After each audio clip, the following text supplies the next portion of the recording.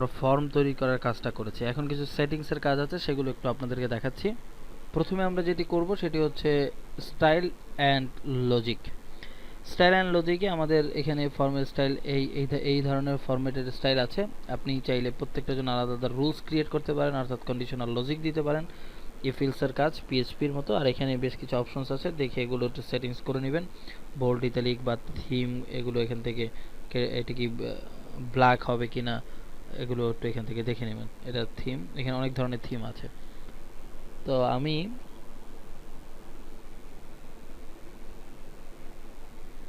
এখানে প্রিভিউতে দেখা সম্ভব হবে কিনা,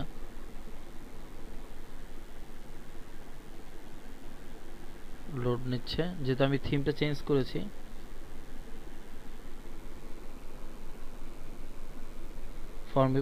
ফর্মে কিন্তু এটা চলে এসেছে এবং সাবমিট বাটন। তো আমি এখানে ফর্ম আপাতত থিম যেটা আছে এটা রাখছি। থিম আপনি এগুলো কাস্টমাইজ করতে পারেন। এরপরে যেটা মোস্ট ইম্পর্টেন্ট, যেটা ক্লায়েন্টদের ডিমান্ড থাকে, সেটা হচ্ছে ইমেল সেটআপ। ইমেল সেটআপে আমাদের কাজ হচ্ছে যে কোন মেইল থেকে যে আপনি ফর্ম তৈরি করেছেন, আপনার ক্লায়েন্ট বলবে যে তুমি যে ফর্মটা তৈরি করলা সেই ফর্মটা আদৌ গিয়েছে কিনা কারো কাছে, বা ফর্মটা কি তুমি আমাকে মেইলের মাধ্যমে যেন আমার একটা মেইল থেকে, যেমন একজন ইউজার এই ফর্মটা ফিল আপ করেছে, এখন তার কাছে একটা মেইল যাবে, সেই মেইলটা কোন মেইল থেকে যাবে, সেই মেইল অ্যাড্রেসটা এটা ক্লায়েন্টের ইমেল অ্যাড্রেস দিয়ে দিবেন, বা ক্লায়েন্ট যদি চায় ক্লায়েন্টেরটা দিয়ে দিবেন। এটা হচ্ছে ক্লায়েন্টেরটা, মানে ফর্ম ফিল আপ করলে ক্লায়েন্টের মেইল থেকে তাকে একটা ওয়েলকাম মেইল যাবে। এরপর হচ্ছে কি নামে যাবে সেটা ক্লায়েন্ট তার টাইটেল দিয়ে দেবে। রেসিপিয়েন্ট কার কাছে যাবে সেটা এখানে দেয়া থাকবে, রেসিপিয়েন্ট মেইল। অথবা আপনি যদি আরও 100 জনকে ফর্মটা দিয়ে পাঠাতে চান, তাহলে এখানে কমা কমা দিয়ে সেই মেইলগুলো দিয়ে দিবেন। আর এখানে আপনি সাবজেক্ট আকারে সেটা দিয়ে দেবেন যে সাবজেক্ট কি থাকবে। এটা হচ্ছে ফর্মের নাম, আর এটা হচ্ছে মানে আপনার মেইলের সাবজেক্ট। এখানে অ্যাডমিন ইমেল বডি, এখানে অবশ্য লেখা কিছুই নেই, এখানে যেটা আছে এটাই থাকবে। আর এটার পাশে একটা হচ্ছে এটা কিন্তু অ্যাডমিন ইমেল নোটিফিকেশন, কিন্তু অ্যাডমিন পাবে, এইটা অ্যাডমিন পাবে। আর ইউজার যেটা পাবে সেখানে একটু সেটিংস আছে, সেখানে হচ্ছে এখানে don't send confirmation mail to user, অর্থাৎ আপনি চাচ্ছেন না যে কনফার্ম করার জন্য, অর্থাৎ নর্মালি আমরা কোনো অ্যাকাউন্ট খুলতে গেলে আমাদের কিন্তু একটা কনফার্ম মেইল দিতে হয়, আর লিঙ্কে একটা লিঙ্ক যায়, সেই লিঙ্কে ক্লিক করে এটা কনফার্ম করতে হয়। সো আমরা সেটা দিব না, বাট আপনি যদি চান তাহলে এটা ইমেল সিলেক্ট করবেন। পরবর্তীতে হচ্ছে যে কতগুলো মেইলে পাঠাবেন সেই মেইলগুলো, আর আপনার মেইলের সাবজেক্ট, অর্থাৎ আপনি যে পাঠাবেন সেটা ইউজারকে পাঠাবেন, সেইটার সাবজেক্ট, সেই মেইলের সাবজেক্ট এখানে আপনি লিখে দেবেন থ্যাংক ইউ ফর কানেক্টিং, বা আপনি যা লিখতে চান সেটা আপনি লিখবেন, যে আপনাকে ধন্যবাদ, আপনি ফর্মটা ফিল আপ করেছেন, অতি শীঘ্রই আপনার সাথে যোগাযোগ করা হবে, এমন কিছু একটা মেসেজ এখানে আপনি দিয়ে দিবেন। তো দুইটা বিষয় বুঝতে পেরেছেন ইমেলের ভিতর। একটা হচ্ছে এডমিনের জন্য, এই পার্টটা টোটালটা এডমিনের জন্য, এডমিনের ইমেল অ্যাড্রেস, এডমিনের নাম, রেসিপিয়েন্ট, এগুলো দেখলেই বুঝবেন। আর ইউজার অটো রেসপন্ডার হচ্ছে যে আপনার ফর্মে সাবমিট করেছে, তারপর তাকে একটা মেসেজ দেবে thank you for connecting with us, will respond shortly, বা আপনার মতো করে চমৎকারভাবে এটা এডিট করে লিখে দেবেন। এরপর হচ্ছে ইন্টিগ্রেশন। এখানে ইন্টিগ্রেশনের ব্যাপারটা আছে, ইন্টিগ্রেশন অনেকগুলো ইন্টিগ্রেশন আছে, পেপাল আছে, পিডিএফ ক্রিয়েটর আছে, ফর্ম টু পোস্ট আছে, মেইল চিম্প আছে, তারপর হচ্ছে গেট রেসপন্ডার। তো আমরা প্রথমে একটু পেপালটা দেখি। পেপালে এখানে ইন্টিগ্রেট উইথ পেপাল, আপনি কি পেপালের সাথে ইন্টিগ্রেট করতে চান কিনা, যদি ইয়েস হয় তাহলে ইয়েস দিবেন, নো হলে নো। এরপর হচ্ছে পেপাল এনভায়রনমেন্ট, স্যান্ডবক্স না লাইভ, আপনি কোন প্ল্যাটফর্ম ইউজ করবেন। যদি তাই হয় তাহলে আপনার বিজনেস, এখানে লেখা আছে পেপাল ইমেল অ্যাড্রেস দিতে হবে আপনাকে। তারপর রিটার্ন ইউআরএল, অর্থাৎ ফেরত আসবে কোন লিঙ্কে সেটা দিতে হবে, আর ক্যান্সেল হলে সেটা কোথায় যাবে। কারেন্সি আপনি এখান থেকে দিয়ে দিবেন যে কোনটা, যেমন আমি এখানে যদি ইউএস ডলার দিই, আর এখানে ল্যাঙ্গুয়েজটা সিলেক্ট করতে হবে, দিলাম ইংলিশ।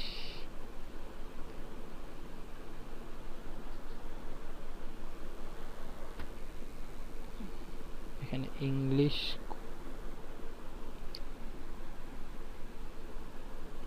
চায়না, ইউনাইটেড কিংডম, তো ইউএস ডলার। এভাবে আপনি এই পেপালটা ইন্টিগ্রেট করে নেবেন, এবং পেপাল আইটেম, পেপালের নেম, এখানে পেপালের আইটেম সেট করা যায়, কত অ্যামাউন্ট, কত কোন ফিল্ডে কি হবে, এগুলো এখান থেকে আপনি সেট করে নিতে পারবেন।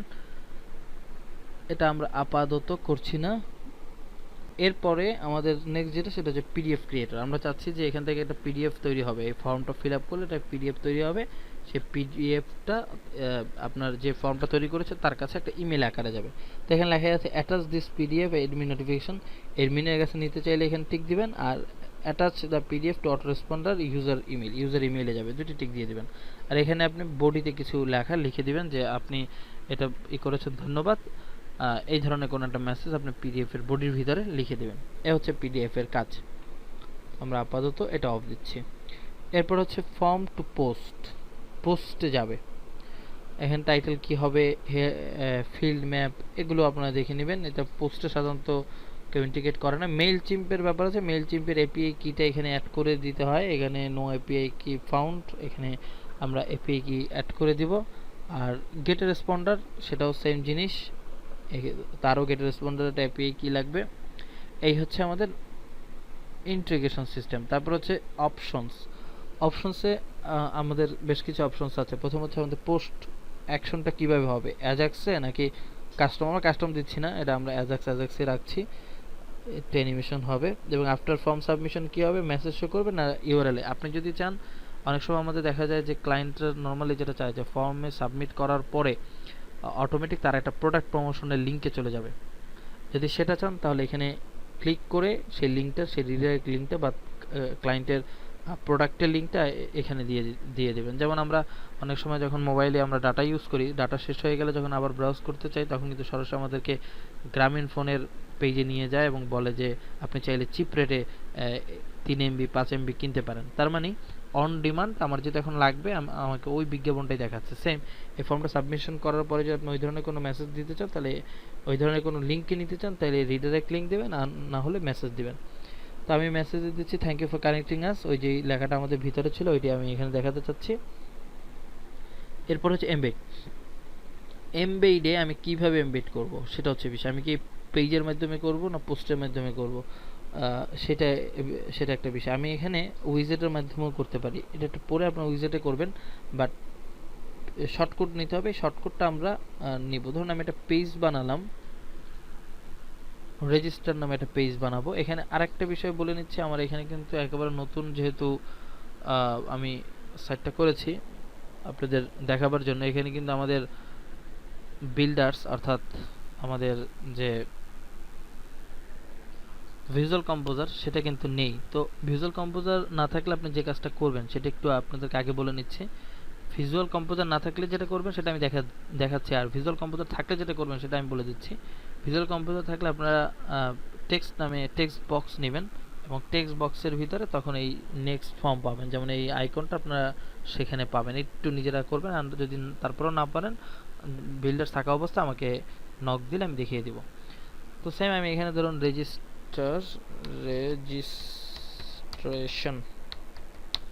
রেজিস্ট্রেশন দিলাম এবং আমার আর কিছু করতে হবে না, আমি জাস্ট শর্টকাটটা এখানে বসিয়ে দিলেও পারি। দেখুন একটা মজার বিষয়, আমি এইটাকে টেক্সট মোডে এসে এখানে শর্টকাটটা বসিয়ে দিলেও কাজ করবে, এই যে শর্টকাটটা। কিন্তু এটা যদি নাও করতে চাই তাহলে আমি এখান থেকেও করতে পারি। এখানে ক্লিক করলে আমাকে দেখাবে যে আপনি ফর্ম সিলেক্ট করেন। তো আমার ফর্ম কোনটা, অবশ্যই অ্যাডমিশন ফর্ম। আমার যত ফর্ম থাকবে এখানে দেখাবে। ডিসপ্লে কিভাবে হবে, নর্মাল না পপ আপ? পপ আপ তো আপনারা বোঝেন যে স্ক্রিনে আসবে, তো আমি চাচ্ছি পপ আপ আকারে এটা আসুক। আর পপ আপটা এক্সিট ইন্টার্ন করবে। অটো পপ আপ টাইম কয় সেকেন্ড থাকবে, তো 5 সেকেন্ড পপ আপটা এখানে শো করবে। Auto pop up when scroll top is, মানে এটা ঘুরালে স্ক্রোল করলে তখন পপ আপ আসবে, সেটাও হতে পারে, আপাতত দিচ্ছি না। ট্রিগার হচ্ছে এরকম যে ট্রিগারটা এটা কিভাবে আসবে, বাটনে না লিঙ্কে? তো এটা আমি বাটনে রাখছি। ট্রিগারটা আপনাদেরকে একটু পরে দেখাচ্ছি। কালারটা এটা ডার্ক ব্লু থাকুক, আর বাটন লিঙ্ক এখানে যখন পপ আপ আসবে, পপ আপে কিন্তু একটা বাটনের মতো থাকবে। তো সেখানে আমি একটু লিখে দিতে পারি রেজিস্ট্রেশন রিকোয়ার্ড বা ফার্স্ট, এমন কিছু দিয়ে দিই। ওকে, এখন আমি যদি এই পেজটাকে একটু পাবলিশ করি, কোডটা কিন্তু এখানে চলে এসেছে। এটা এই নেক্সট ফর্মে অনেক কিছু করা যায়, আমি এতটা ডিটেলস আপনাদেরকে দেখাতে পারছি না যেহেতু অনেক সময় লাগবে, ভিডিওটা অনেক বড় হয়ে যাবে, কিন্তু আপনারা অনেক কিছু রিসার্চ করবেন, অনেক কিছু করা যায় এটা দিয়ে, সেগুলো একেবারে নর্মালি ক্লায়েন্ট আছে, আমি সেগুলো আপনাদেরকে দেখাচ্ছি। দেখুন এখানে কি হচ্ছে, এই যে পপ আপের বাটনটা চলে এসেছে,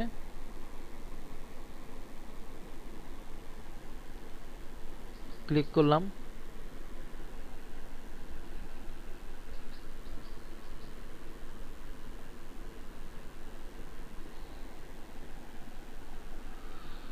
আমি পেজটা একটু লগ আউট করে নিচ্ছি।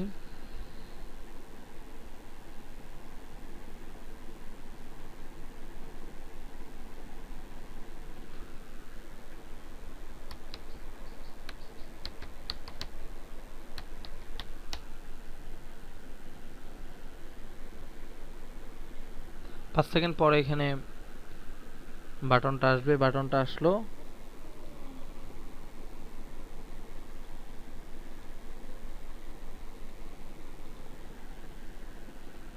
কোনো কারণে কাজ করছে না, আমি আরেকবার একটু দেখছি। ডব্লিউপি অ্যাডমিন,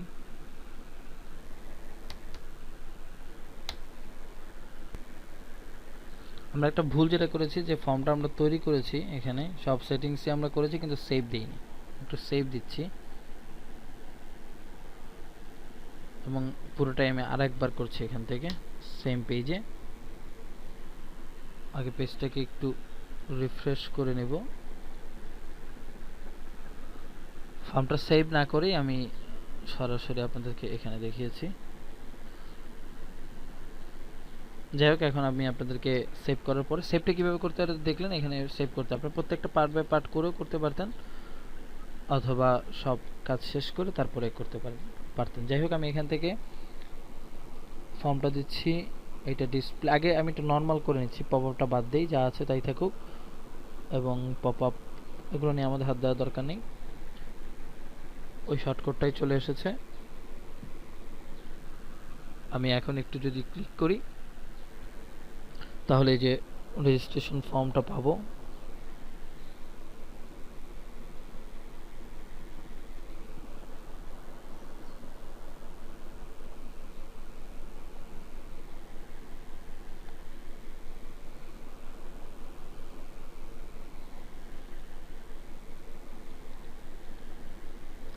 একটু প্রিভিউ দেখে নিচ্ছি।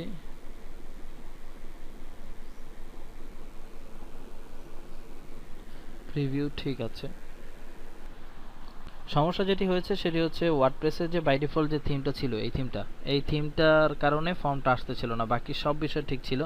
তো এটাই আমি একটু সন্দেহ করেছিলাম যে এইটার কারণে হতে পারে। নর্মালি ওয়ার্ডপ্রেসে বাই ডিফল্ট যে থিমটা থাকে ওই থিমে এগুলো কাজ করে না, তো আমি থিমটা চেঞ্জ করেছি, ওদেরই থিম, এটাও ফ্রি থিম।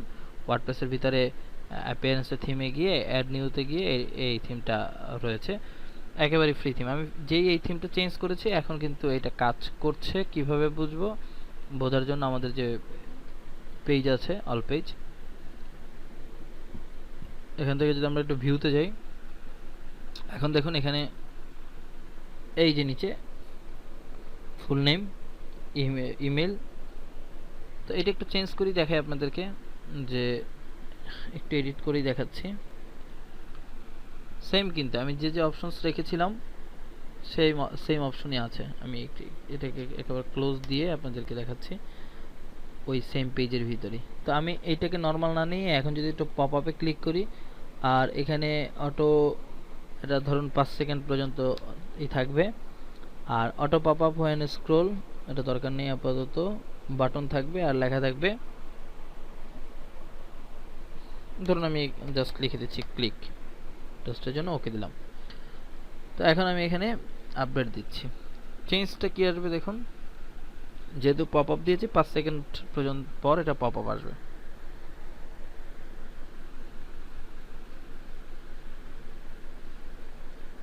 এই যে 5 সেকেন্ড পর অটোমেটিক এটা পপ আপ চলে এসেছে, এবং এখানে আমাদের এখন এটা ফিল আপ করতে হবে। তো আমি ফিল আপ করছি, নাম দিচ্ছি ধরুন তানজিল, ইমেল দিচ্ছি তানজিল একাডেমি @gmail.com। জেন্ডার অবশ্যই মেল, ডেট অফ বার্থ এখানে অক্টোবর দিচ্ছি 15, এটা 2018 যেহেতু আমি এখানে 2017 দিতে হবে, আমি এখানে লিখে দিতে পারি, সবচেয়ে বেটার হয় যেহেতু অনেক পিছনে। 1987।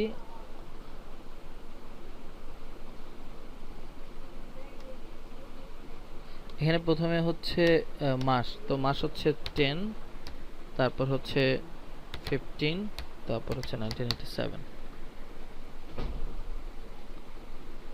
এখন যদি আমি সাবমিটে ক্লিক করি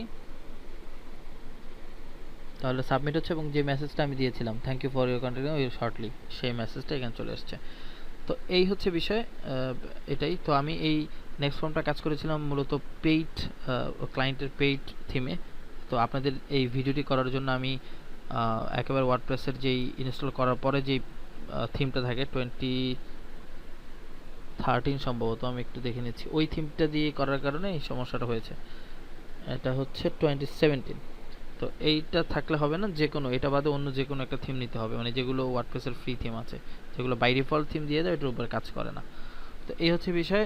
আশা করি নেক্সট ফর্মটা আপনারা বুঝতে পেরেছেন, এবং এই প্লাগইনসটার মাধ্যমে আরও অনেক কিছু করা যায়, আপনারা দেখবেন। তো আপনাদেরকে একটা সিম্পল একটা ফর্ম দেখালাম, এরপরে আমি মাল্টি স্টেপ ফর্ম দেখাবো। তো মাল্টি স্টেপ ফর্ম আর একটা পেজে আমি নতুন একটা ফর্ম করে দেখাচ্ছি।